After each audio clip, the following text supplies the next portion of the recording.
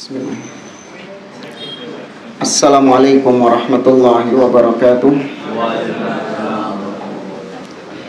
Innal hamdalillah nahmaduhu wa nasta'inuhu wa nastaghfiruh wa na'udzu billahi ta'ala min shururi anfusina wa min sayyiati a'malina.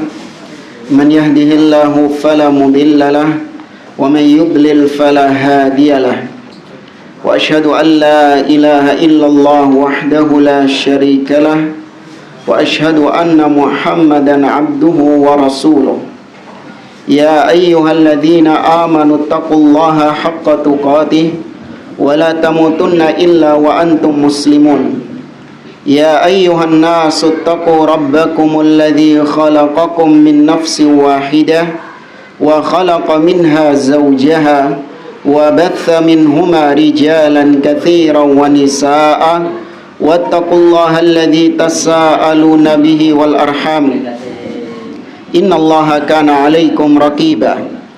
Ya ayyuhalladzina amanu taqullaha wa qulu qawlan sadida yuslih lakum a'malakum wa yaghfir lakum dhunubakum wa may yuti'illaha wa rasulahu faqad faza fawzan 'azima. Amma ba'd, fa inna asdaqal hadithi kitabullah wa khairal hadi hadi Muhammadin sallallahu alaihi wasallam wa syarral umuri muhdatsatuha wa kullu muhdatsatin bid'ah wa kullu bid'atin dhalalah wa kullu dhalalatin finnar. Ma'asyiral muslimin, ikhwani fillah, rahimani wa rahimakumullah. Alhamdulillah, segala puji bagi Allah Subhanahu wa taala yang karena limpahan nikmat dan taufiknya kita dipertemukan kembali oleh Allah di majelis ini untuk kita melanjutkan kembali pembahasan kitab Hirasatut Tauhid yang ditulis oleh Al-Allamah Samahatul Syekh Abdul Aziz bin Baz rahimahullahu taala. Ya, sebenarnya kemarin kita janjikan kitab Hilya Thalibil Ilmi yang ditulis oleh Syekh Bakar Abu Zaid rahimahullahu ta'ala, tapi ini dengan syarah dari Syekh Muhammad bin Shalih Al-Utsaimin.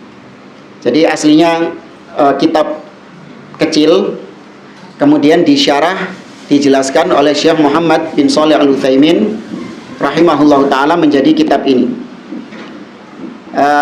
Cuman karena memang rencananya ya insya Allah nanti dicetakkan matannya, bukan syarahnya ya. Syarahnya ketebelan nanti. Nanti insya Allah dicetakkan matannya untuk kemudian jadi pegangan para jamaah. Tapi bahasa Arab ya, nggak apa-apa ya.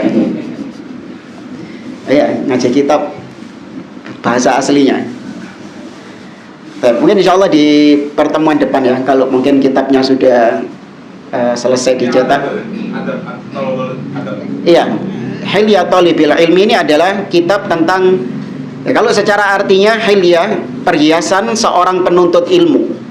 Jadi seorang penuntut ilmu harus menghiasi diri dengan perhiasan-perhiasan. Perhiasan di sini bukan berarti pakai emas, ya, pakai cincin, kalung, bukan. Maksudnya adab-adab yang menghiasi seorang penuntut ilmu agar ilmu yang dia dapatkan diberkahi oleh Allah, ilmu yang dia dapatkan bermanfaat baginya dan seterusnya. Ya, maka buku ini luar biasa bagus kalau seorang benar-benar menerapkannya ketika dia bermajelis ilmu, maka insya Allah dia akan mendapatkan keberkahan dalam ilmunya itu. Ya, tapi nanti insya Allah ini kita bahas kalau sudah ready kitabnya. Ini jumlahnya kira-kira berapa ini? Ada terjemahnya? Iya, ada terjemahnya. Cuman kalau dicetak ya harus izin sama penerbitnya. Kalau mau diperbanyak.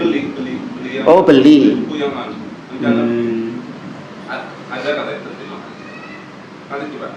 Ya wis, kalau yang mau terjemahan, kalau mau terjemahan ya terserah. Kalau mau beli terjemahannya, cuman nanti kita insya Allah sediakan yang bahasa Arabnya ya. Jadi kalau mau terjemahannya itu kondisional masing-masing dari jamaah, mungkin mau supaya nanti buat murojaah, bahan murojaah di rumah terserah. Tapi nanti yang buat pegangan di majelis, ana harapkan yang dijadikan pegangannya yang bahasa Arabnya. Iya, ya kitab kecil. Insyaallah. Tapi untuk sementara kita melanjutkan kembali pembahasan Hirasatut Tauhid. Kita masih membahas bab tentang tahdzir minal bid'ah. Peringatan dari bid'ah-bid'ah. Yang pertama, fi hukmil ihtifal bil mawalid an-nabawiyah wa ghairiha. Tentang hukum memperingati hari kelahiran Nabi SAW atau hari kelahiran selain beliau. Sampai di ucapan beliau, kata beliau, wa ihdatsu mithli hadhil mawalid, dan mengada-ngadakan ya perkara-perkara seperti maulid ini, yufhamu minhu, maka dipahami darinya, annallaha subhanahu wa ta'ala lam yukmilid din li hadhil ummah. Mengadakan maulid, maka dipahami di dalamnya bahwa Allah subhanahu wa ta'ala belum menyempurnakan agama ini. Disadari atau tidak, orang yang mengada-ngadakan peringatan maulid tersebut berarti sama saja dia meyakini Allah masih belum menyempurnakan agama ini. Masih ada bagian-bagian agama yang belum diajarkan oleh Nabi SAW, belum diturunkan ayatnya oleh Allah Azza wa Jalla, dan baru ditemukan oleh orang-orang yang melakukan bid'ah itu. Wa anna Rasulullah sallallahu alaihi wasallam lam yuballigh ma yanbaghi lil ummah an ta'mala bihi. Tuduhan juga yang mengada-ngadakan bid'ah, terutama bid'ah maulid Nabi sallallahu alaihi wasallam, maka berarti sama saja menganggap Nabi sallallahu alaihi wasallam belum semuanya menyampaikan bagian agama ini kepada umatnya. Buktinya ada perkara-perkara yang belum disampaikan Nabi, ternyata baru diketemukan setelah Nabi wafat. Ya berarti Nabi dahulu belum menyampaikan, kelupaan, kelalen. Nah, ini tuduhan keji kepada Nabi SAW. Dan ini yang dikatakan oleh Imam Malik rahimahullah, man ibtada'a fil islami bid'atan yaraha hasanatan faqad za'ama anna Muhammadan sallallahu alaihi wasallam khana risalah. Barang siapa yang mengada-ngadakan bid'ah di dalam Islam, kemudian dia menganggap itu hasanah, kebaikan, maka secara tidak langsung dia menuduh Rasul sallallahu alaihi wasallam telah mengkhianati risalah agama ini. Lianna Allah Ta'ala yaqul, karena Allah sudah mengatakan al-yauma akmaltu lakum dinakum. Sudah disempurnakan, aku sempurnakan agama ini kepada kalian. Ya, namanya sempurna itu ketika pas pada ukurannya, itu dikatakan sempurna. Ketika dikurangi sedikit, maka ada celah di gelas itu. Ketika ditambahi, malah tumpah, meluber. Ya, maka sempurna itu adalah ketika sudah pas sesuai dengan ukurannya. Ya, maka agama ini sudah penuh sesuai dengan ukurannya. Ketika ditambahi, maka jadilah agama yang asli itu akan keluar. Ini misalnya gini ya, makanya kenapa kok sampai Yahudi, Nasrani dulu itu adalah agama apa? Hah? Ya, berarti Yahudi dulu agama. Nabi Musa itu membawa agama apa? Islam. Ya, orang-orang Nasoro, agamanya Nabi Isa. Nabi Isa membawa ajaran Islam. Kenapa sekarang kok menjadi agama tersendiri? Kenapa kok menjadi agama tersendiri yang jauh dari ajarannya Isa, jauh dari ajarannya Musa? Iya, karena bid'ah. Ketika bid'ah masuk, maka ajaran aslinya akan keluar. Ya, ketika kemasukan bid'ah, maka ajaran asli Nabi tersebut akan keluar. Semakin banyak masuk bid'ah, semakin banyak yang keluar, sampai akhirnya tidak bersisa lagi agama Nabi tersebut, murni agama baru. Ya, ibarat kalau misalnya ini kopi, ini kopi, ini air putih, air bening.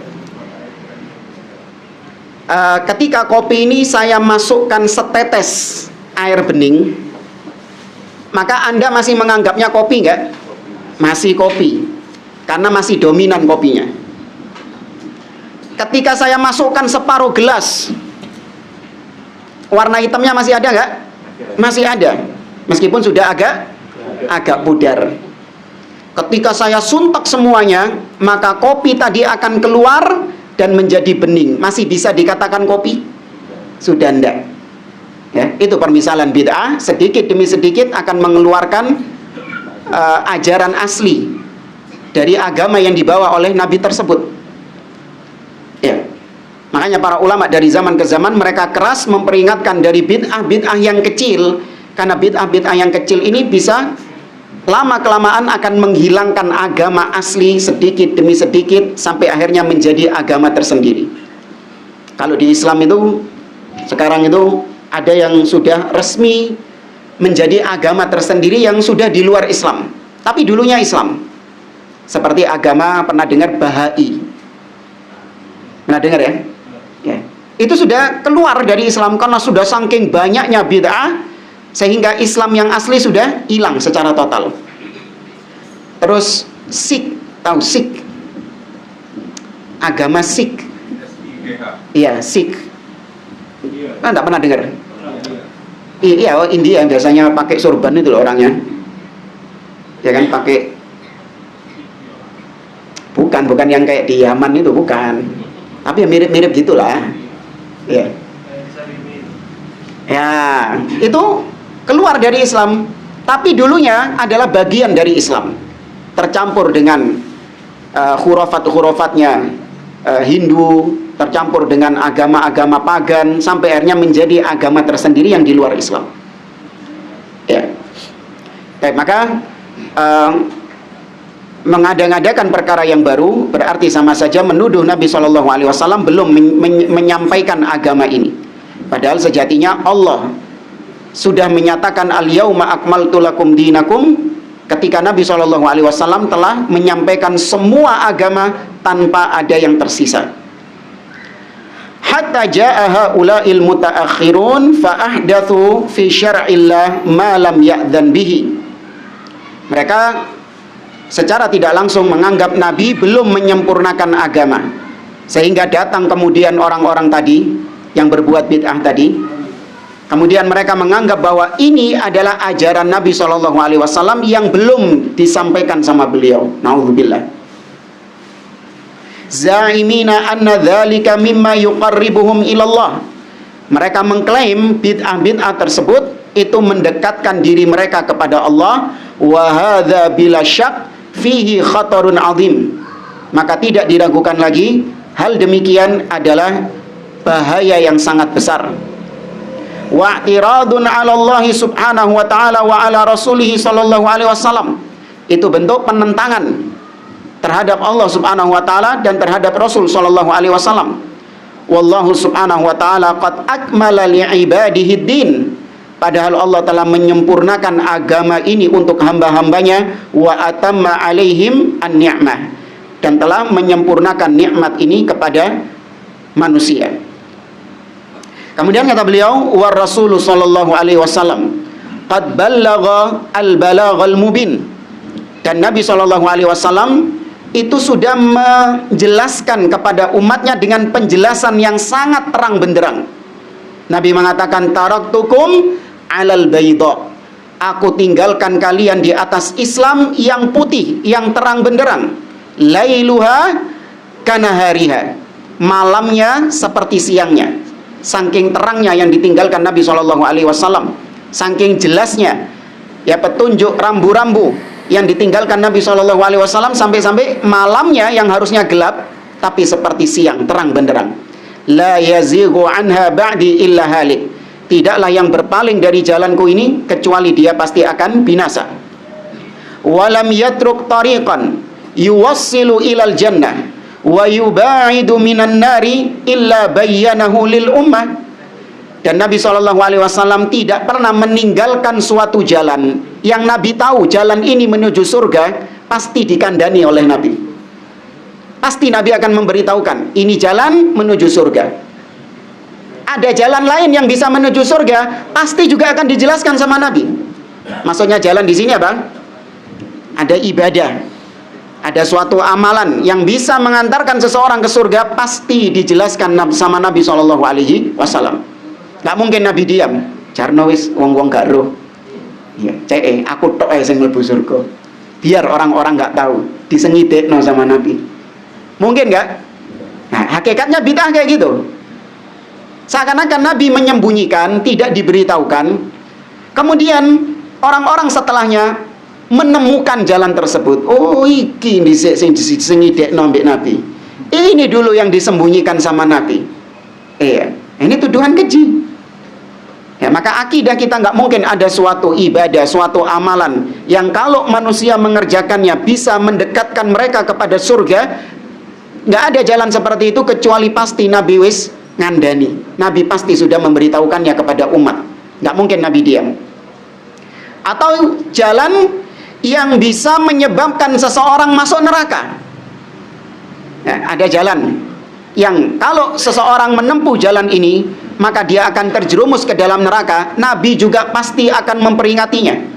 Awas, jangan kalian berjalan di atas jalan ini, karena jalan ini bisa menjerumuskan kalian ke dalam neraka. Ya, makanya Allah Azza wa Jalla mengatakan dalam surah Al-Balad, wa hadainahu an-najdain. Kami berikan kepada manusia petunjuk kedua jalan.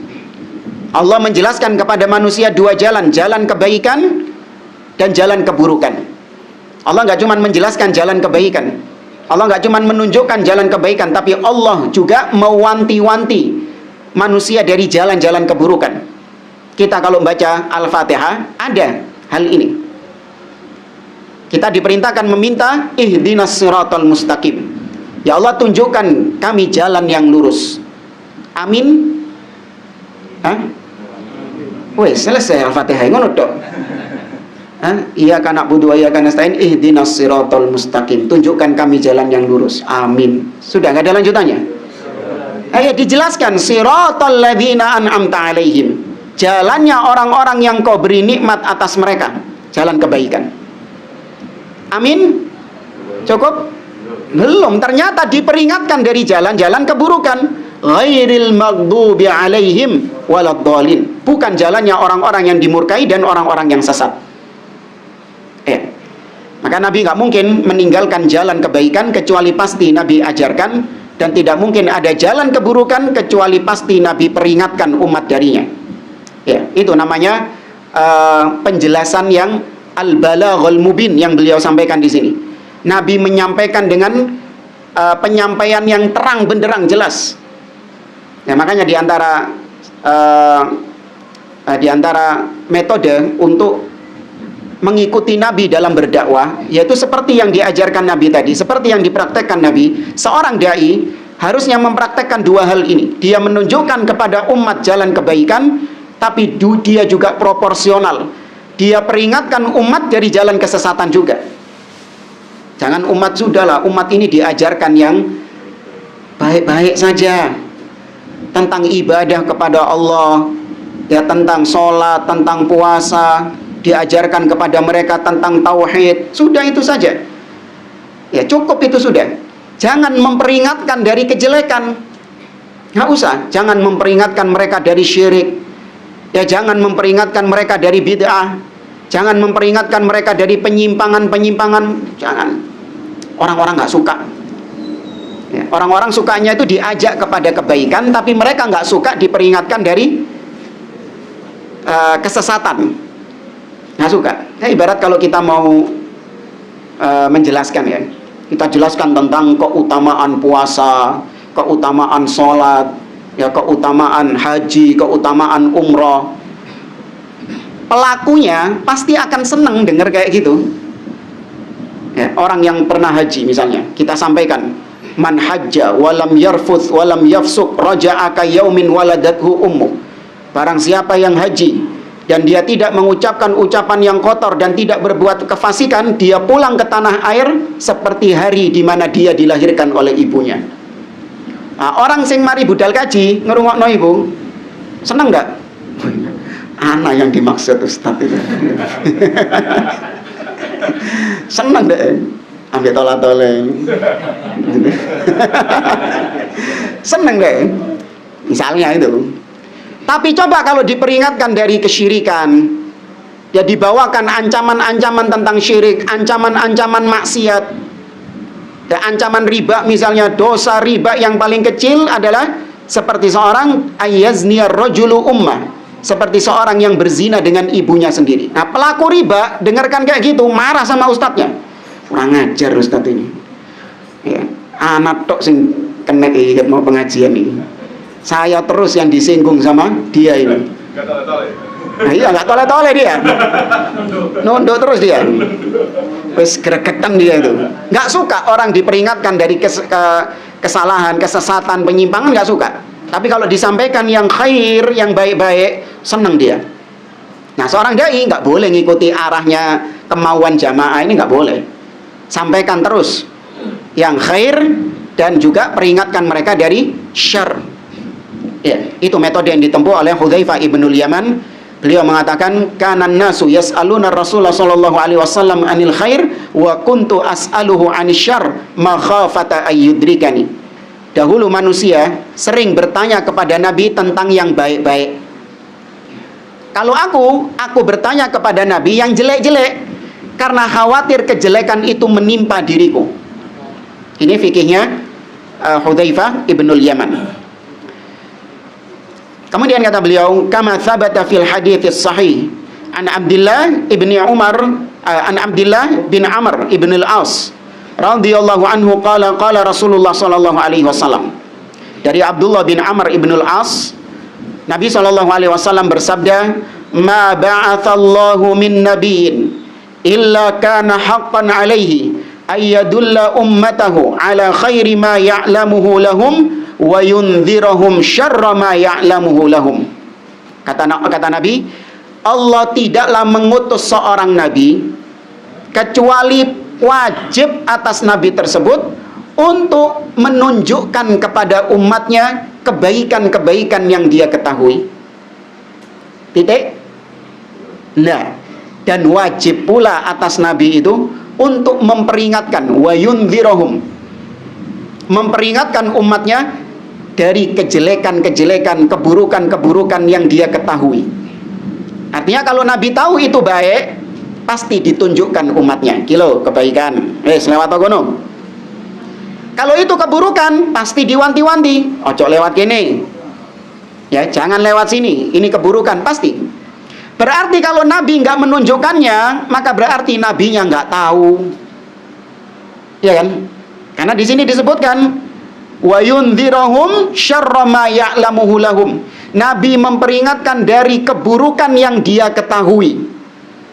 Berarti kalau ada keburukan tapi nggak diperingatkan oleh Nabi SAW, berarti Nabi nggak tahu. Sebaliknya, kalau ada kebaikan yang Nabi nggak pernah menunjukkan kebaikan itu, berarti otomatis Nabi nggak tahu. Nah, gitu hakikatnya maulid gitu. Dan bid'ah-bid'ah yang lain. Tanya kepada mereka, maulid ini khair atau syarr? Apa kira-kira jawabannya? Khair, nggak mungkin syarr. Maulid ini syarr. Yo lapo mbok lakoni. Gitu kan pasti kan. Kenapa kalian lakukan? Nggak mungkin, pasti mereka akan mengatakan maulid ini khair, kebaikan. Taib. Nabi SAW apakah tahu kebaikan itu? Kalau Nabi tidak tahu, dari mana kau tahu? Kalau mereka mengatakan Nabi tahu kebaikan ini, maka pertanyaannya, kenapa Nabi nggak menunjukkannya kepada kita? Kalau Nabi tahu ini kebaikan, nggak mungkin Nabi tidak menunjukkannya kepada kita.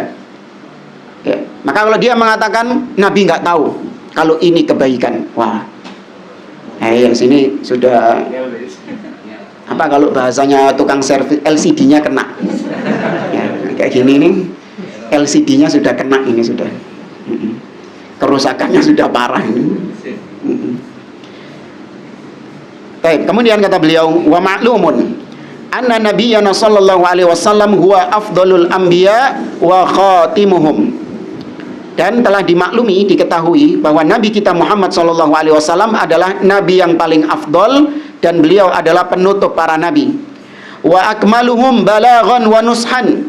Dan Nabi adalah seorang yang paling sempurna balagh, menyampaikannya.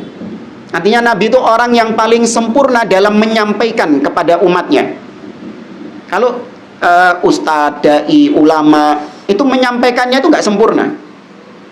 Terkadang ada sisi-sisi di mana mungkin takut dibully sehingga nggak disampaikan secara sempurna, takut dicaci maki sehingga nggak disampaikan secara total, ya, atau pertimbangan-pertimbangan lainnya. Tapi kalau Nabi SAW sempurna menyampaikannya. Wa nushan, dan Nabi itu orang yang paling ingin umatnya itu mendapatkan kebaikan. Ya, Nabi itu orang yang paling ingin umatnya itu mendapatkan kebaikan. Semangatnya luar biasa Nabi SAW untuk membimbing umatnya ke jalan yang hak, luar biasa Nabi. Ya, beda sama kita. Ya, kalau kita itu kadang semangat, kadang males, ya kan, kadang capek, ya kan. Tapi kalau Nabi SAW semangat sampai dibelani ke Taif, ya, dalam rangka ingin untuk mengajak orang-orang Taif kepada kebaikan dengan resiko apapun. Itu Nabi SAW, orang yang sempurna dalam menyampaikan agama ini. Kalau Nabi kayak gitu, falau kanal ihtilaf bil maulid bil mawalid minad din alladhi yardahu Allah subhanahu wa ta'ala li nabiyhi ar-rasul sallallahu alaihi wasallam la bayyanahu ar-rasul sallallahu alaihi wasallam lil ummah. Seandainya al-ihtifal, peringatan maulid Nabi sallallahu alaihi wasallam itu termasuk bagian agama, dan itu termasuk hal yang diridhoi oleh Allah subhanahu wa ta'ala, tentu Nabi sudah menjelaskan kepada umatnya. Karena kembali ke tadi, Nabi itu orang yang paling pengen umatnya mendapatkan kebaikan, orang yang paling semangat mengajarkan kebaikan kepada umatnya. Tidak ada yang lebih semangat dari Nabi SAW. Au fa'alahu fi hayatihi, seandainya maulid Nabi itu bagian dari agama, seandainya maulid itu kebaikan yang diridhai oleh Allah, minimal Nabi melakukannya ketika beliau hidup.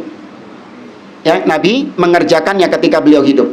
Kalau dibilang, oh bagaimana Ustadz, masa Nabi merayakan kelahirannya sendiri? Ya, masa Nabi memperingati hari kelahirannya sendiri? Kan nggak mungkin, harusnya orang lain yang memperingatkan. Maka kita jawab, Nabi bersolawat atas dirinya sendiri. Mau apa? Iya kan? Solawat-solawat yang diajarkan Nabi SAW, apa itu khusus untuk umatnya? Enggak. Nabi ya bersolawat ketika sholat. Allahumma sholli ala Muhammad wa ala ali Muhammad kama shallaita ala Ibrahim. Ini dibaca nggak sama Nabi? Dibaca juga. Nabi bersolawat untuk dirinya. Maka seandainya maulid itu khair, kebaikan, Nabi melakukannya untuk dirinya juga. Ya, Nabi pasti akan melakukannya untuk diri beliau. Au fa'alahu ashabuhu radhiyallahu anhum. Ya wis lah, kalau Nabi nggak melakukannya karena beliau yang punya, ya, yang dirinya sendiri, maksudnya beliau yang diulang tahuni. Ya, maulid kan ulang tahun, ya kan? Karena beliau yang diulang tahuni, di maulidi, ya wis lah, minimal sahabat yang melakukannya. Ya, murid-muridnya Nabi SAW langsung. Falamma lam yaqa syai'un min dzalik, namun ternyata Nabi tidak mengerjakannya, sahabat pun juga tidak mengerjakannya. Ketika diketahui tidak terjadi pada zaman Nabi dan sahabat, ulima annahu laisa minal Islam, maka dari situ diketahui bahwa maulid Nabi bukan dari Islam, tidak masuk bagian Islam meskipun dilepok-lepokno sama umat Islam. Ya, karena pintu Islam sudah tertutup sejak kapan? Apa? Kapan itu tanggalnya? Haji Wada tanggal 9 Dzulhijjah tahun 10 Hijriah. Nah, hari Jumat. Nah, itu hari Jumat. Hari Jumat 9 Dzulhijjah tahun 10 Hijriah di Arafah. Ya, di Arafah. Nabi mengatakan, Nabi diturunkan ayat al-yauma akmaltu lakum dinakum.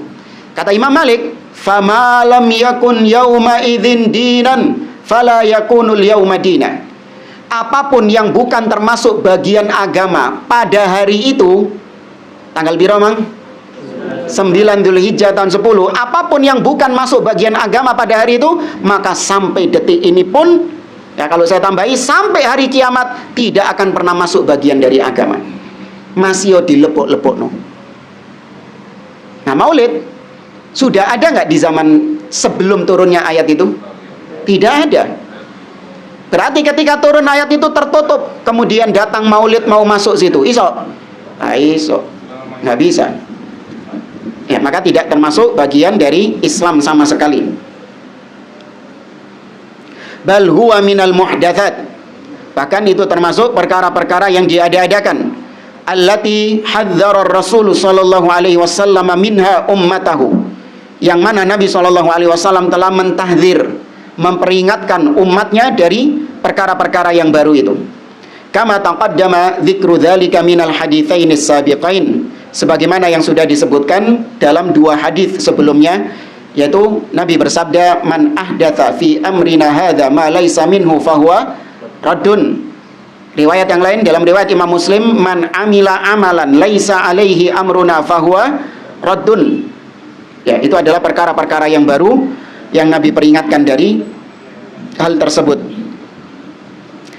Wa qad jaa'a fi ma'nahuma ahaditsun ukhar. Dan banyak hadis-hadis dengan makna yang serupa. Intinya Nabi memperingatkan umatnya dari bid'ah, perkara-perkara yang baru. Mithlu qaulihi sallallahu alaihi wasallam fi khutbatil Jum'ah. Seperti sabda Nabi ketika Nabi khutbah Jumat. Tuh, ini ketika Nabi yang khutbah Jumat, bukan Wahabi. Ya, ini kebiasaan Nabi sallallahu alaihi wasallam. Apa kata Nabi? Amma ba'du, fa inna khairal hadithi kitabullah wa khairal hadi Muhammadin sallallahu alaihi wasallam wa syarrul umuri muhdatsatuha wa kullu bid'atin dhalalah, rawahu Muslim. Ya, adapun setelah ini, maka sesungguhnya sebaik-baik ucapan adalah kitabullah dan sebaik-baik petunjuk adalah petunjuk Muhammad sallallahu alaihi wasallam. Seburuk-buruknya perkara adalah perkara yang diada-adakan, dan semua perkara yang bid'ah itu sesat. Hadis sahih riwayat Imam Muslim. Nabi kalau khutbah yumunu. Tapi sekarang dijadikan ciri apa? Wahabi. Kalau pengen tahu khotibnya Wahabi atau bukan, langsung dari awal ketahuan. Innal hamdalillah, Wahabi ini. Ya. Belum ngomong masih innal hamdalillah. Nah, ini Wahabi ini. Kenapa? Lihat nanti di ujungnya. Ada wa kullu. Ini sudah andalannya Wahabi nih. Ya, mereka nggak apal hadis, cuman satu itu tok katanya. Ini dusta. Ya, mereka taunya cuman hadis kullu bid'atin dhalalah. Hadis-hadis lain nggak tahu katanya. Nah, kalian yang tahu hadis-hadis yang lain, kenapa berbuat bid'ah? Kan kalau mau dibalik kan kayak gitu. Kalian ngakunya tahu tentang semua hadis. Kemana semua hadisnya itu? Hah? Kok nggak diamalkan? Kemana itu hadis yang katanya kalian yang lebih tahu daripada kita yang taunya cuman bid'ah tok? Mana hadis di mana Nabi SAW mengatakan la tujassas al-qabr. Jangan kalian mengapur kuburan. Wala yubna alaihi, jangan membangun bangunan di atas kuburan. Wala yuq'ad alaihi, dan jangan duduk-duduk di atas kuburan. Mana itu hadisnya? Tahu tok tapi gak diamalkan, gak dipraktekkan. Wal ayatu wal ahadits fi hadzal bab katsira. Dan ayat-ayat dan hadis-hadis yang berbicara tentang hal ini sangat banyak, kata beliau. Kemudian waqad sarraha jama'atun minal ulama bi ingkaril mawalid wa tahdhir minha. Dan sekelompok ulama terang-terangan mengingkari maulid ini dan bahkan mentahdzir umat, memperingatkan umat dari maulid ini. Amalan bil adillatil madhkurah wa ghairiha, sebagai bentuk mengamalkan dalil-dalil yang sudah kita sampaikan sebelumnya. Ya, maka para ulama, sebagian di antara mereka, bahkan tidak sedikit, mereka mengingkari terang-terangan praktek maulid Nabi SAW dengan tegas. Wa khalafa ba'dul mutaakhirin, adapun sebagian ulama belakangan, fa ajazaha idza lam tashtamil ala syai'in minal munkarat. Ya, sebagian ulama-ulama belakangan yang datang kemudian itu membolehkan peringatan maulid Nabi sepanjang tidak diisi dengan kemungkaran-kemungkaran. Ya, seperti misalnya yang paling terkenal di antara ulama ahlus sunnah yang tergelincir dalam masalah ini, membolehkan maulid Nabi dengan syarat tidak diisi dengan kemungkaran, yaitu Al-Imam Siapa yang paling terkenal? As-Suyuti. Ya, Imam As-Suyuti ini termasuk diantara ulama Ahlus Sunnah yang membolehkan peringatan Maulid Nabi. Ya. Kalau dikatakan tuh Imam As-Suyuti membolehkan Maulid, kalian Wahabi kok nggak membolehkan Maulid? Apa kalian lebih alim daripada Imam As-Suyuti? Apa jawabannya?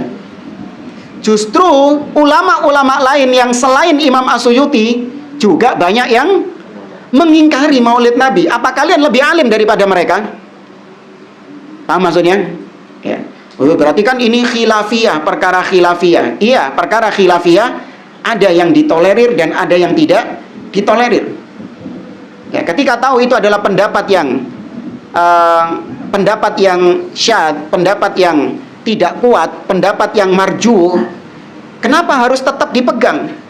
Kenapa tidak berpegang dengan pendapat yang arjah, yang lebih rojeh, yang lebih kuat? Ya. Oh, masalah musik itu kan khilafiyah, Ibnu Hazm membolehkannya. Jangan menyalah-nyalahkan. Maka kita katakan beragama ini bukan mengikuti hawa nafsu. Sepanjang ada pendapatnya berarti boleh. Wah, bahaya ini. Man tatabba'a tazandaqa, kata para ulama. Barang siapa yang mencari ketergelinciran ulama kemudian dijadikan pegangan sama dia, pasti orang ini jadi zindik. Iya, pasti kalau mau dicari ada saja ketergelinciran ulama. Silakan kalau mau lihat kitab Bidayatul Mujtahid oleh Imam Ibnu Rushd. Di situ banyak khilaf tentang permasalahan-permasalahan sampai pada titik yang terkadang kita nggak tolerir di situ. Tapi yo ono ae ulama yang membolehkan. Bahkan seperti misalnya nikah mut'ah. Nikah mut'ah tahu? Apa? Kawin kontrak. Ya. Kalau dibilang kan itu pendapatnya Syiah tok, enggak, ada juga ulama Ahlus Sunnah yang membolehkan. Terus mau diikuti, kan ada ulamanya gitu. Rusak agama kalau kayak gini caranya. Ketergelinciran mereka dimaafkan, ketergelinciran ulama ini. Karena banyak faktor-faktor yang menyebabkan mereka tergelincir. Di antaranya mungkin husnudzon kita kepada mereka, belum sampainya hadis kepada mereka, atau sampai kepada mereka tapi dari jalur periwayatan yang dhaif, yang lemah, sehingga mereka menganggap hadisnya lemah, nggak bisa diamalkan. Atau mungkin sampai kepada mereka hadis dari jalur yang sahih, namun mereka punya interpretasi yang lain, yang berbeda, dan lain sebagainya. Maka ketika tergelincir, maka ulama ini dimaafkan, karena itu berangkat dari ijtihadnya. Ulama Ahlus Sunnah loh ya. Ulama Ahlus Sunnah, kita nggak bicara ulama Ahlul Bid'ah yang ket budal wis salah. Kalau Ahlus Sunnah, dia berangkat dari manhaj yang benar, namun sampai pada kesimpulan yang salah. Nah, ini ditolerir, maksudnya dimaafkan, ya, dimaklumi kekeliruannya. Tapi tetap boleh diikuti nggak? Tetap nggak boleh diikuti, karena yang kita ikuti dalil. Ya, pendapat ulama itu bukan dalil yang kita jadikan dalil qala Allah dan qala Rasul Shallallahu Alaihi Wasallam. Maka sosok ulamanya tetap kita hormati, tetap kita muliakan, ya kan, tetap kita mengambil ilmu-ilmu darinya. Namun yang jelas-jelas tergelincir di situ, nggak boleh kemudian kita jadikan pegangan, kita jadikan sebagai pembenaran. Imam Abu Hanifah, siapa di antara Ahlus Sunnah yang tidak menjadikan sosok Imam Abu Hanifah sebagai ulama? Ya, sepakat Ahlus Sunnah menjadikan Imam Abu Hanifah salah satu dari 4 ulama madhab yang darinya dinisbatkan madhab Hanafi. Beliau berpendapat bahwa khamr yang dilarang itu hanya yang dari anggur. Adapun khamr-khamr yang terbuat dari bahan-bahan yang lain, nggak apa-apa. Terus antum jadikan pegangan. Pulang dari ngaji terus beli, tawaknya dari apa? Tape, ketan. Iya. Kan yang kata Imam Abu Hanifah yang dilarang itu dari anggur. Iya. Nah, ini jadi zindik akhirnya kalau mengikuti ketergelinciran ulama. Maka di sini jangan heran, nih Ahlus Sunnah proporsional. Disebutkan iya ada ulama yang membolehkan maulid sepanjang tidak diisi dengan kemungkaran-kemungkaran. Ini sebagai amanah ilmiah. Betul ada yang menyampaikan, tapi itu pendapat yang apa? Pendapat yang salah, pendapat yang keliru, menyelisihi kebanyakan para ulama. Yang menyelisih ulama-ulama yang lain yang justru mengingkari praktek maulid tersebut. Karena praktek maulid ini muncul pertama kali dari siapa? Rafidhah. Ya, ya, dari Rafidah, Ubaidiyun, atau yang mereka menamakan diri dengan Daulah Fatimiyah, Fatimiyun. Nah, lihat di sini apa yang kemungkaran yang kata para ulama, diantaranya Imam As-Suyuti, yang tidak boleh ada pada maulid. Kalaupun maulid itu boleh, kal ghulu fi Rasulillah sallallahu alaihi wasallam, seperti ghulu, berlebih-lebihan kepada Rasulullah sallallahu alaihi wasallam. Ya. Apa contohnya? Ya, dibawakan syair-syair, ya, pujian syair, ya, bukan musik, ya, syair. Dibawakan syair-syair puji-pujian kepada Nabi, tapi isinya hulu. Ya akramal khalqi maliman aludhu bihi siwaka inda hululi hadithil amami. Wahai makhluk yang paling mulia, tidak ada bagiku tempat berlindung dikala musibah menimpaku kecuali hanya kepadamu. Berlindung kepada Rasul sallallahu alaihi wasallam. Bahkan sebagian mereka menyenandungkan atau memanggil-manggil, ya Rasulullah aghifna, ya Rasulullah aghifna. Apa artinya? Tolong kami, beristighatsah kepada Rasul sallallahu alaihi wasallam. Ini syirik, hulu kepada Nabi. Wa min ulumika ilmal lauhi wal qalam. Di antara ilmumu wahai Muhammad adalah ilmu tentang Lauhul Mahfuz dan ilmu tentang pena takdir. Naudzubillah. Nabi dikatakan tahu tentang Lauhul Mahfuz, tahu tentang perkara gaib. Padahal Allah mengatakan, "Qul la ya'lamu man fis samawati wal ardil ghaiba illallah." Tidak ada satupun yang tahu ilmu gaib baik di langit ataupun di bumi kecuali Allah Azza wa Jalla. Nabi SAW tidak tahu ilmu gaib. Allah mengatakan dalam surat Al-A'raf, walau kuntu a'lamul ghaiba lastakthartu minal khairi wa ma massaniyasu. Seandainya aku tahu yang gaib, maka tentu aku akan ditimpa kebaikan-kebaikan dan aku tidak akan ditimpa keburukan-keburukan. Ya, Nabi saja ketika selesai dari perang Uhud, bukan perang Uhud, perang Al-Muraisi', Bani Mustalik, setelah perang Uhud. Ketika itu Nabi bersama Aisyah, membawa istrinya Aisyah ditandu, bukan ditandu, apa istilahnya? Unta, tapi atasnya itu ada kemahnya. Apa bahasa kita namanya itu? Jadi di atasnya unta itu ditaruh seperti tandu gitu, ya kan? Untuk Aisyah masuk di situ dan tertutup di situ. Apa bahasa Indonesianya itu? Dokarhu kan? Ya segitu ya. Iya. Nah, karena saking ringannya Aisyah, sahabat-sahabat ketika itu mengangkat tandu itu nggak tahu kalau Aisyah belum masuk. Aisyahnya masih pergi mencari kalungnya. Sampai akhirnya Nabi SAW berserta rombongan para sahabat pulang ke kota Madinah, Aisyahnya ketinggalan. Aisyah ketinggalan. Kalau Nabi tahu yang gaib, maka pasti Nabi mengatakan, "Kau Aisyah itu di situ." Aisyah belum naik itu, tunggu dulu. Nabi nggak tahu. Sampai akhirnya Aisyah berjalan bersama siapa? Ditemukan sama siapa? Safwan bin Mu'attal As-Sulami. Akhirnya mereka berjalan berdua. Ya, sampai di kota Madinah siang hari. Aisyah dan Safwan berjalan berdua sampai di kota Madinah siang hari. Terjadi kasus apa? Al-Ifik, hadithatul Ifik. Fitnah keji Aisyah berzina dengan Safwan. Sampai 1 bulan tidak turun ayat. Nabi tetap masih dalam kebingungan apakah Aisyah benar berzina atau tidak. Belum turun ayat. Bahkan Nabi mengatakan kepada Aisyah, "In kunti fa'alti fastaghfirillah." Wahai Aisyah, kalau kau memang benar melakukan seperti itu, beristighfarlah kepada Allah Subhanahu wa taala. Bayangkan, sampai Nabi nggak tahu hakikat perkaranya, apakah benar Aisyah berzina ataukah tidak. Kalau Nabi tahu yang gaib, berarti Nabi langsung tahu dong, enggak, Aisyah enggak berzina. Sampai turun firman Allah di surat apa? An-Nur. Ya, di dalam surah An-Nur, Allah Azza wa Jalla membersihkan Aisyah dari tuduhan tersebut. Nah, bahasir akhirnya. Intinya Nabi nggak tahu yang gaib, tapi orang-orang yang melakukan maulid itu membaca syair-syair hulu kepada Nabi, Nabi tahu yang gaib. Maka berarti menyelisihi ulama yang membolehkan maulid. Ya kan mereka suka pakai gitu. Oh, ulama ada yang membolehkan maulid. Ya wis, coba lihat maulidmu ambek maulid yang dipersyaratkan sama ulama itu. Podo gak? Tetap beda.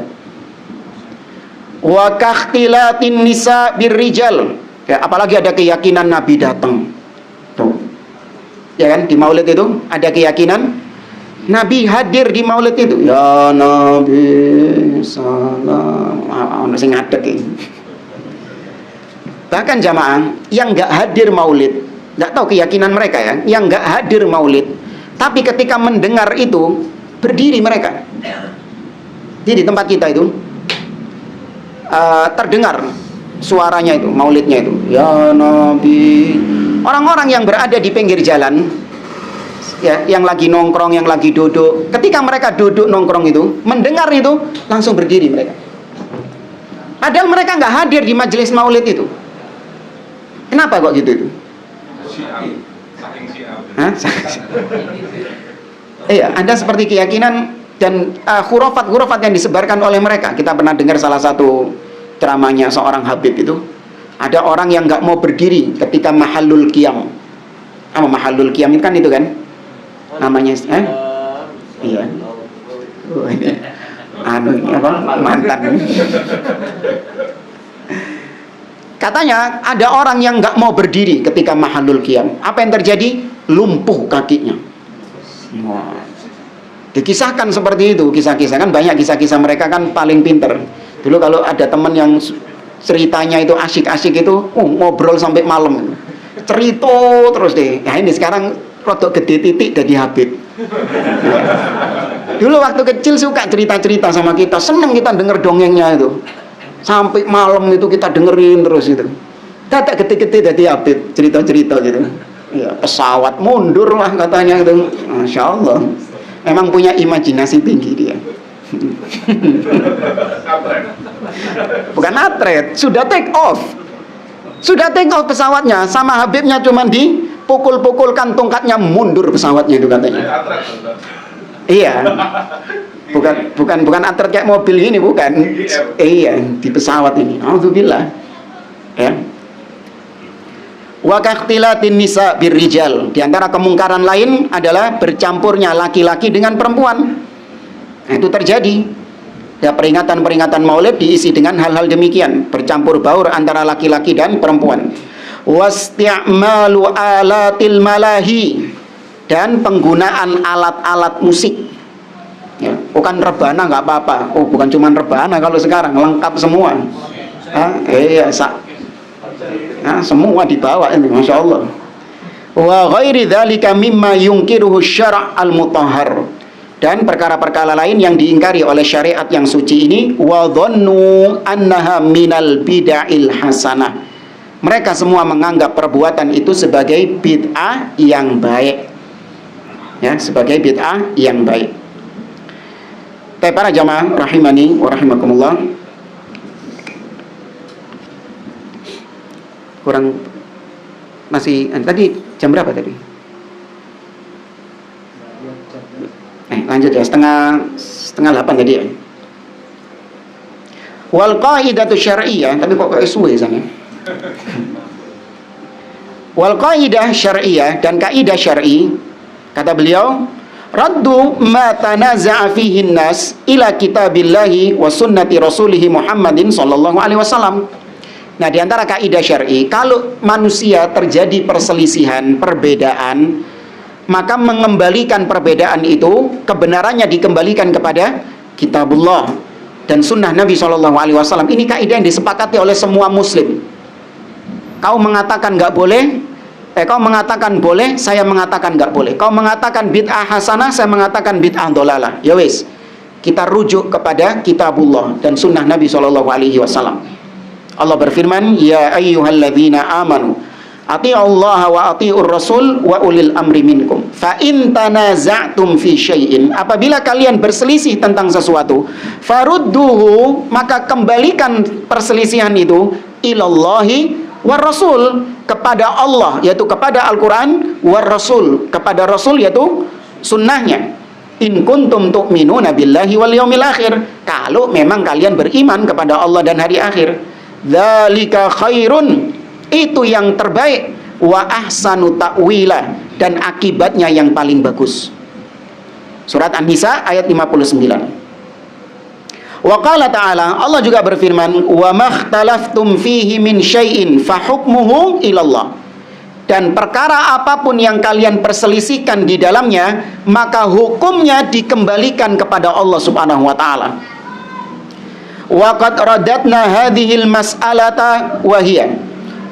Dan ketika kita mengembalikan permasalahan maulid ini kepada kitabullah dan sunnah, yakni al-ihtifal bil maulid, ila kitabillah subhanahu, fawajadnahu ya'murna bittiba'ir rasul sallallahu alaihi wasallam fima ja'a bih.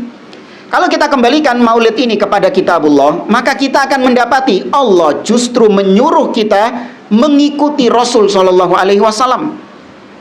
Allah menyuruh kita untuk ittiba kepada Rasul sallallahu alaihi wasallam, mengikuti apa-apa yang beliau datang dengannya, yaitu syariat yang dibawa sama beliau. Wa yuhadziruna amma naha anhu, dan Allah mewanti-wanti kita dari perkara-perkara yang dilarang oleh Nabi sallallahu alaihi wasallam. Allah berfirman dalam surat Al-Hasyr ayat yang ke-7. Wa ma atakumur rasulu fakhudhu wa ma nahakum anhu fantahu. Apa-apa yang dibawa Rasul kepada kalian, ya apa wae sing digawa ambek Rasul, Rasul nggawa apa wae trimon. Semua ajaran-ajaran yang disampaikan Rasul kepada kalian ambil, dan apa-apa yang Rasul larang kepada kalian maka tinggalkan. Itu Al-Quran memerintahkan demikian. Wa yukhbiruna bi anna Allah subhanahu qad akmala li hadhil umma dinaha, dan Allah juga mengabarkan bahwa Dia telah menyempurnakan agama ini bagi umatnya. Walaysa hadzal ihtifal mimma jaa bihi Rasul sallallahu alaihi wasallam. Setelah kita cek, ternyata ternyata maulid Nabi itu bukan yang dibawa oleh Nabi sallallahu alaihi wasallam. Iya kan? Kalau kita kembalikan kepada kitabullah dan sunnah, apakah maulid Nabi adalah sesuatu yang dibawa oleh Nabi atau dibawa sama orang lain? Sing nggawa maulid iki sapa sih? Orang lain yang membawanya, bukan Nabi. Ya, Nabi nggak pernah membawa maulid tersebut. Allah menyuruh kita mengambil apa-apa yang dibawa sama Nabi. Nabi nggak nggawa maulid, lapo dicopuk. Paham ya? Nabi nggak pernah membawakan maulid, lapo dicopuk. Berarti itu diketahui bahwa itu bukan bawaannya Nabi Shallallahu Alaihi Wasallam.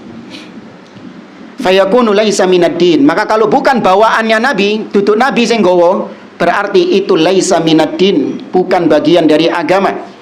Alladzi akmalahu Allahu lana, yang Allah telah sempurnakan bagi kita. Wa amarana bittiba'ir rasul fihi, yang mana Nabi Allah memerintahkan kita untuk mengikuti Nabi. Wa qad radatna dzalika aidan ila sunnatir rasul sallallahu alaihi wasallam. Itu tadi kalau kita kembalikan masalah maulid ini kepada Al-Qur'an. Nah, kalau kita kembalikan kepada sunnah Rasul sallallahu alaihi wasallam, falam najid, kita juga tidak mendapati fiha annahu fa'alahu, kita juga tidak mendapati bahwa Nabi melakukan maulid itu. Wala amara bihi, Nabi juga tidak pernah memerintahkannya. Nyindir-nyindir gak tahu, ya kan?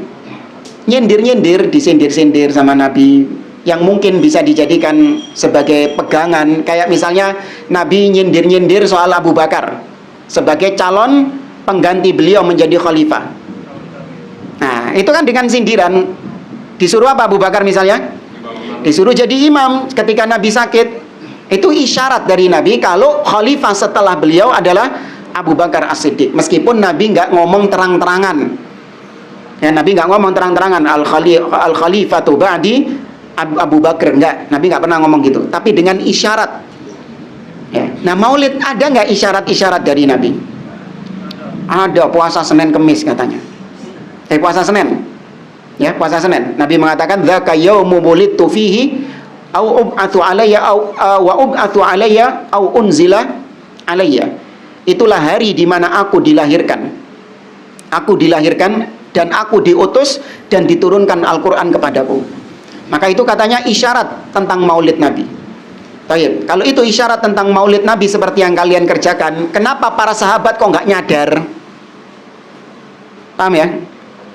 Kenapa kok justru generasi setelah sahabat baru nyadar kalau itu adalah isyarat Nabi untuk mengerjakan maulid? Masuk pas sahabat sakmono akene ngebleng kabeh. Gak sadar kalau itu maulid. Yang dipahami sama sahabat apa? Nabi puasa hari Senin, sahabat tinggal melok puasa hari Senin, ngikut sudah puasa hari Senin. Ya kalau mau dikatakan itulah cara sahabat memperingati maulid, ya mereka mengikuti Nabi berpuasa di hari Senin. Nah, di antara hikmah, kalau maulid itu kata mereka adalah hari besar. Maulid itu hari raya loh, sampai tanggal merah kan? Ada hari raya kok puasa. Seandainya memang itu hari raya, harusnya nggak boleh apa? Puasa.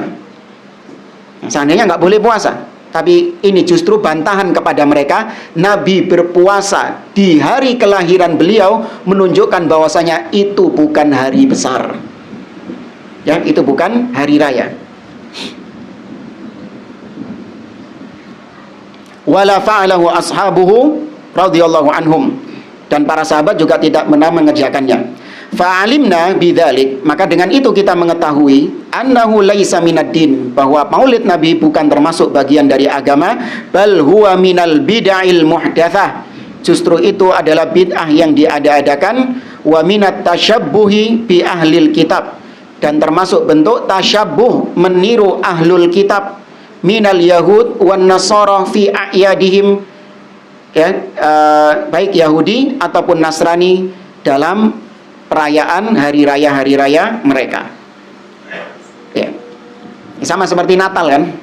Natal itu merayakan hari kelahirannya Isa, Jesus. Ya. Itu pun juga nggak semua umat Nasrani, orang Kristen sepakat. Ada di antara sekte-sekte Kristen yang menolak diadakannya Natal itu.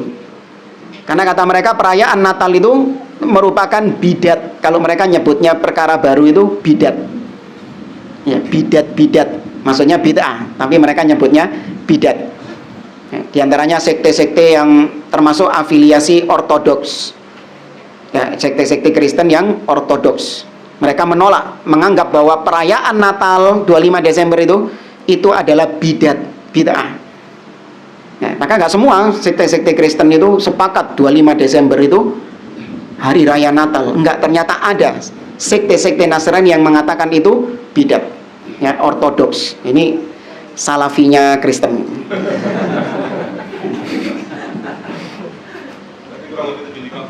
Ya. Ortodoks kan artinya apa? Bukan, ortodoks ini kan kemurnian agama, mengusung kemurnian ajaran asli. Ya, seasli-aslinya agama Nasrani, kalau nggak beriman kepada Nabi Muhammad SAW tetap apa? Kafir. Ya. Tapi wallahu a'lam bishawab, kita cukupkan sampai di sini.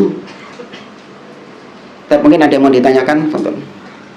Dan yang tadi yang masalah tadi pendapat ulama yang tergelincir, bisa nggak yang permasalahan kemarin yang masalah uang bunga diperuntukkan untuk muslim, kaitannya kayak gitu masuk sama? Iya, itu perkara ijtihadiyah, termasuk juga perkara-perkara ijtihadiyah di mana dalil hanya memberikan lafal-lafal yang umum. Dalil hanya memberikan lafal-lafal yang umum, sehingga kemudian datang ulama-ulama belakangan yang mengaitkan item-item permasalahan itu dengan kaidah umum tadi. Misalnya, Nabi SAW tidak menyebutkan itemnya satu-satu. Seperti Nabi bersabda, kullu dzinabin minas siba haram. Setiap hewan yang bertaring dari hewan buas, maka itu haram. Nabi nggak perlu menyebutkan binatangnya satu-satu. Singa, asad, al-asadu haram, singa itu haram. Nggak perlu Nabi nyebutin satu-satu, kelamaan. Akhirnya kitab hadits jadi kitab ensiklopedi fauna. Ya, cukup Nabi sebutkan sifatnya, maka semua hewan yang masuk dalam sifat ini diharamkan. Nah, baru kemudian ada ulama-ulama yang khilaf soal hewan-hewan yang apakah termasuk kategori yang bertaring yang diharamkan, tapi ternyata dia ini termasuk di antara hewan laut. Ya, dia bertaring diharamkan, tapi dia ternyata masuk hewan laut. Padahal hewan laut ini kata Nabi apa? Al-hillu maitatuhu. Semua hewan laut itu halal. Nah, di sini terjadi ijtihad dari para ulama. Ada yang menghukumi halal, ada yang menghukumi tidak. Nah, yang keliru ijtihadnya tetap dapat satu pahala, tapi kekeliruannya tadi, kalau kita mengetahui ada pendapat yang lebih kuat, tetap kita harus mengikuti pendapat yang lebih kuat. Jangan kita mengikuti suatu pendapat karena sesuai dengan hawa nafsu kita. Saya lebih cocok sama pendapat ini. Kenapa? Soalnya saya memang seneng makan makanannya itu. Kalau saya ngikut pendapat yang haram, wah besok mangan maneh lah. Enggak. Bukan gitu. Kita mengikutinya karena memang pendalilannya lebih kuat, dalilnya, argumentasinya lebih kuat. Ya, ini ditolerir. Perkara-perkara ijtihadiyah seperti itu. Wallahu a'lam.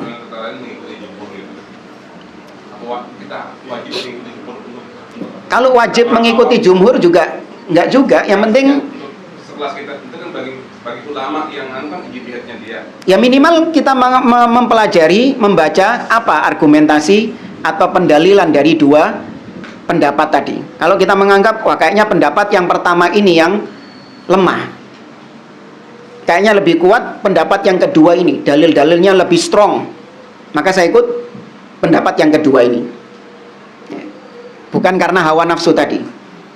Makanya di situ kita dituntut apa? Belajar. Kita pelajari meskipun nggak harus mendetail seperti para ulama. Ya dilihat, oh ini dalilnya saya lihat dulu, perawinya, periwayat. Wah ini spesifikasinya siapa? Ulama ini. Dilihat dalilnya terputus atau tidak sanadnya. Terus kemudian apakah dia ini perawi yang kredibel? Ya, apakah dia ini perawi yang memang fiqh misalnya? Nah, kalau meneliti sampai detail seperti itu bukan wilayah kita. Ya, alhamdulillah sekarang banyak diterjemahkan fatwa-fatwa ulama dan mereka semua memaparkan argumentasi mereka kenapa mereka memilih pendapat demikian daripada yang lawannya. Nah, dari situ kita timbang pendapat ini yang lebih kuat, pendapat ini yang tidak kuat. Nah, wallahu a'lam. Ya. Hah? Ya, enggak ini apa istilahnya? Bukan enggak nyambung, maksudnya enggak terlalu dalam. Ya. Kalau terlalu dalam sama yang lain aja. Ya. Misalnya ini Ustaz, ada yang orang dapat gaji kemudian masuk bank konvensional. Itu kan setiap bulannya itu kan dipotong admin ya dia. Misalnya setiap bulannya 5.000. Dia kerja di bank. Enggak, kerja di perusahaan. Tapi dapat gajinya dari lewat bank. Lewat bank. Itu kan ada, kalau di bank kan ada potongan misalnya 5.000 ya. Sementara di setiap bulan juga itu ada tambahan bunga, tapi kecil. Cuma 800, di bawahnya 1.000 rupiah. Pertanyaannya apakah bunga itu termasuk riba atau tidak? Kan selama uang itu di bank itu kan seakan-akan nggak bertambah, malah berkurang karena terpotong admin yang 5.000. Sementara bunganya kan kecil. Apakah bunga itu riba atau tidak? Ya jelas, karena kita di sana itu adalah menitipkan uang kepada bank tersebut, kemudian sama bank digunakan untuk ya diputar sama banknya, sehingga keuntungan yang didapatkan bank gara-gara memutar uang kita, keuntungannya diberikan kepada kita. Nah, keuntungannya ini adalah riba. Ya, karena tidak ada akad di situ kita berbisnis sama bank, itu nggak ada. Kita hanya akad di sana meletakkan uang dan menikmati fasilitas-fasilitas yang ada di dalam bank tersebut. Seperti ATM, mobile banking, itu kan fasilitas yang ditawarkan sama bank tadi. Nah, adapun potongan-potongan admin itu adalah biaya yang timbul karena kita menggunakan fasilitas-fasilitas tersebut. Kita menggunakan fasilitas-fasilitas yang ada sama bank tadi, entah mobile bankingnya atau ATM-nya, ya, bisa tarik tunai di semua ATM misalnya, itu kan fasilitas yang ditawarkan sama bank. Biaya admin haknya bank. karena kita mendapatkan jasa, ya kan, mendapatkan jasa dari itu. Tapi kalau kita mendapatkan keuntungan di situ, nah ini yang termasuk riba. Maka biarkan sudah, itu bukan hak kita. Seharusnya itu kan kalau dihitung itu kan meskipun kita ini ya dapat bunga tadi itu kan dihitung itu kan juga nggak untung kan? Itu tapi riba juga ya yang bunganya. Ya untung lah, maksudnya kan potongannya kan jarang, maksudnya itu bunganya kan lebih kecil dari potongannya itu kan. Potongannya kan misalnya tiap bulan 5.000. iya, meskipun kita dipotong kayak gitu, karena memang itu jasa yang kita dapatkan, impas sudah jasa yang kita dapatkan dari bank tersebut. Kita mendapatkan banyak kemudahan-kemudahan transaksi keuangan dari bank itu, maka mendapatkan biaya admin bulanannya. Nah, adapun tambahan tadi, entah jumlahnya mungkin 500 perak 1 bulan, tetap itu hitungannya keuntungannya siapa? Kita mendapatkan keuntungan di situ.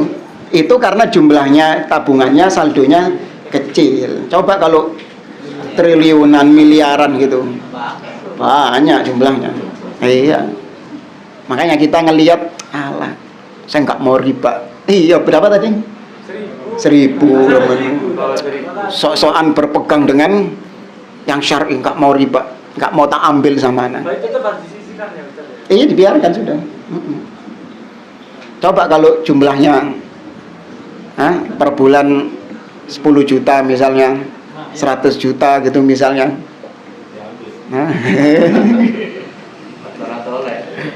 Nah, wallahu alam. Kalau sekedar jalan lewat gitu gimana kan? Kita kerja di perusahaan lain kemudian sama bos itu ditransfer kemudian kita ambil semua. Ya memang itu ya, kita menyimpan uang di bank karena kondisi darurat itu tadi. Karena kondisi yang ada, kita nggak mungkin menyimpan uang dalam jumlah yang besar. Kemudian juga transaksi-transaksi yang sekarang sudah mulai menggunakan cashless, ya kan? Transaksi orang sekarang ketinggalan dompet, nggak apa-apa. Yang penting nggak ketinggalan HP. Iya, sudah beralih kan sekarang kan. Kalau dulu ketinggalan dompet, mulai nang omah, balik kasih do budal. Karena semua kehidupannya ada di dompet tadi itu. Sekarang enggak, dompet ketinggalan di rumah nggak masalah. Yang penting nggak ketinggalan HP itu tadi. Ya, transaksi-transaksi menggunakan cashless. Maka nggak mungkin kita membawa uang dalam jumlah yang besar. Ya, apalagi mungkin kalau negara yang inflasi luar biasa, kayak mana itu? Mau belanja telur saja bawa uang 1 gerobak. Afrika itu, di Afrika itu. Zimbabwe. Ya, katanya gitu. Jadi mau beli telur saja, uang yang dibawa itu 1 gerobak, 1 troli itu dibawa itu. Nilainya itu sudah triliunan berapa gitu sudah. Inflasi luar biasa. Itu nggak mungkin kemudian menyimpan atau transaksi dengan bawa jumlah uang yang banyak seperti itu, membahayakan. Ya, maka kalau cuman sekedar, makanya bank itu haram. Ibarat seperti apa istilahnya? Kayak kafe atau diskotik gitu. Ada perkara-perkara yang haram dan ada perkara-perkara yang tidak haram. Antum misalnya kehausan, butuh air bener, beli air minum di diskotik, ya meskipun nggak ada kayak gitu ya. Cuman katakanlah antum beli air minum di diskotik, air putih, air mineral, antum beli ke di sana, kemudian antum minum, halal? Halal, karena mereka juga jual yang halal, tapi mereka juga jual yang apa? Haram. Yang kerja di situ haram, karena juga menjual yang haram. Bank juga gitu. Ada produk-produknya yang tidak bertentangan dengan syariat, tapi juga ada produk-produknya yang haram. Nah, yang kerja di situ kena yang haramnya itu tadi.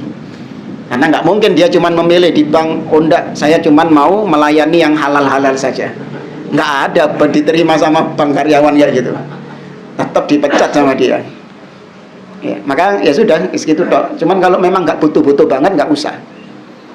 Ya, cuman apa istilahnya? Mungkin hartanya sedikit, pakai sosokan buka rekening bank gitu, kayak sudah jutaan, miliun apa, triliunan gitu uangnya. Kalau nggak perlu nggak usah. Wallahu a'lam. Cukup? Ya, terakhir. Tentang Ustaz menjelaskan sebagian ulama menentang keras tentang perayaan Nabi Muhammad. Yang saya tanyakan, apakah dulu tidak ada action Pak Ustaz untuk memerangi? Banyak mereka menulis kitab-kitab. Tetapi action dengan Oh, itu bukan manhaj salaf itu. tidak ada Pak Ustaz. Jadi memang dari dulu memang Nggak ada. Itu bukan termasuk di antara metode para ulama salaf, di mana mereka mengingkari sesuatu dengan tangan padahal mereka bukan penguasa. Nggak ada.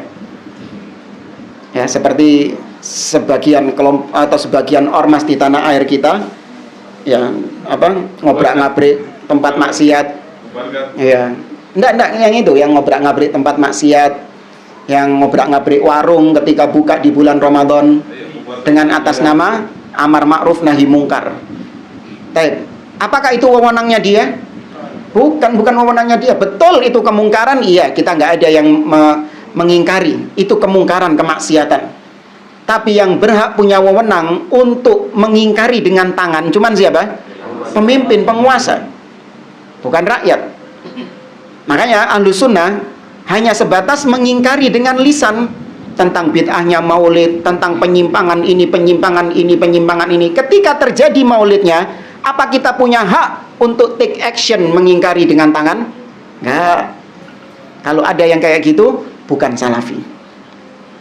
Ya, oh Ustaz, habis pulang dari sini tonggoy maulidan langsung diobrak. Enggak ada ngajari kayak gitu. Nah, iya. Ya, sikap kita cuma apa? Berlepas diri, biarkan mereka mengerjakan hal tersebut. Nggak perlu dibantu, nggak perlu disupport, nggak perlu didukung, biarkan. Iya, tapi Ustadz kita nanti nggak bisa mobilitas jadi terganggu. Ya sudah, bersabar, memang demikian Ahlus Sunnah selalu terganggu sama ahlul bid'ah. Ya bersabar, namanya hidup di dunia masuk enak itu. Ya, orang yang taat diganggu sama orang yang bermaksiat. Ya kan? Suaranya dangdutan atau apa, terganggu. Cuman bisa apa terus? Kita bisa mengingkari dengan lisan, namun nggak bisa take action, mengingkari dengan tangan. Yang bisa penguasa.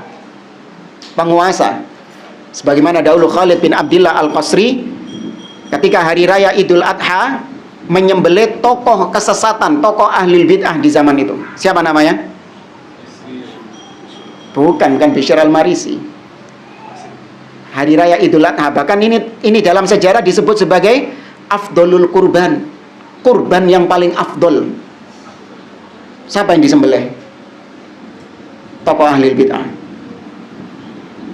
Gurunya Jaham bin Safwan. Bukan Wasil bin Atha. Gurunya Jaham bin Safwan, Ja'ad bin Dirham. Ya, Ja'ad bin Dirham. Penguasa yang berhak. Jadi orang ini ditangkap, dimintai tobat, nggak mau tobat, kemudian hari raya Idul Adha dieksekusi. Siapa yang mengeksekusi? Ormas? Enggak, penguasa. Namanya Khalid bin Abdullah Al-Qasri, seorang gubernur di zaman itu. Dieksekusi dia. Afdolul kurban, kurban yang terbaik, menyembelih tokoh ahlul bid'ah. Kita nggak bisa kayak gitu. Segemes-gemesnya sama tokoh ahlul bid'ah, bisa diapain? Nggak boleh diapa-apain, jemaah. Segemes-gemesnya kita sama mereka nggak boleh diapa-apain. Bahkan kepada orang kafir sekalipun. Ya, kalau dilindungi sama penguasa, nggak boleh kita dolimi. Nyantum bayangkan ya, sampai kita ini berat kalau memang terjadi seperti itu. Benyamin Netanyahu, pernah tahu? Ya. Datang ke Indonesia, misalnya ini, datang ke Indonesia, mendapatkan jaminan keamanan dari presiden, dari penguasa, masuk ke Indonesia dengan jaminan keamanan. Ya mungkin sudah nggak jadi perdana menteri, tapi dia punya track record membantai kaum muslimin di Palestina. Punya track record. Kita yang ngelihat orang ini gemes nggak? Gitu. Datang ke Indonesia, masuk melancong di sini dengan jaminan keamanan lewat Sidotopo gini. Antum yang ngelihat itu antum apakan? Ayo, diselepet, lempar batu. Nabi mengatakan man qatala mu'ahadan lam yarih raihatal jannah. Barang siapa yang membunuh seorang kafir mu'ahad, kafir yang dijamin keamanannya, dia tidak akan mencium bau surga. Harus mendahulukan dalil, jangan mendahulukan perasaan. Gemes, enggak, iya gemes, bagus gemes sama orang-orang kayak gitu, memang iya menunjukkan kecintaanmu kepada kaum muslimin dan kebencianmu kepada orang kafir. Namun jangan sampai kebencian kita kepada mereka membuat kita memperlakukan mereka di luar syar'i. Perang ini, antum katakan lagi jihad yang syar'i, antum gemes sama satu musuh ini, dia ini benar-benar susah dikalahkan. Ya, ada satu musuh ini susah dikalahkan, dia banyak membantai kaum muslimin. Ketika kena sama antum, ya, dan dia tergelepar, gemes kan antum kan? Diapokno? Tidak cukup dibunuh tok, dipeceli. Kata Nabi, uzu bismillah wa qatilu man kafara billah wa la taghdiru wa la tumathilu. Kata Nabi, berperanglah kalian dengan menyebut nama Allah. Perangilah orang-orang yang kufur kepada Allah. Jangan kalian curang dan jangan kalian mencincang. Gemes wisan. Iki mayak iki ket mau kurang ajar iki. Mari kena. Gitu. Enggak boleh kata Nabi. Ya, wala yajrimannakum syana'anu qaumin ala alla ta'dilu. I'dilu huwa aqrabu littaqwa. Janganlah kebencianmu terhadap suatu kaum membuat engkau tidak berlaku adil. Ya, ini saya ngomong kayak gini ya kondisinya masih belum. Cuman kalau di lapangan susah jemaah. Ya apa kadung gemes. Ya kan? Tapi ya sebisa mungkin lah. Ya, sebisa mungkin tetap mengikuti syariat.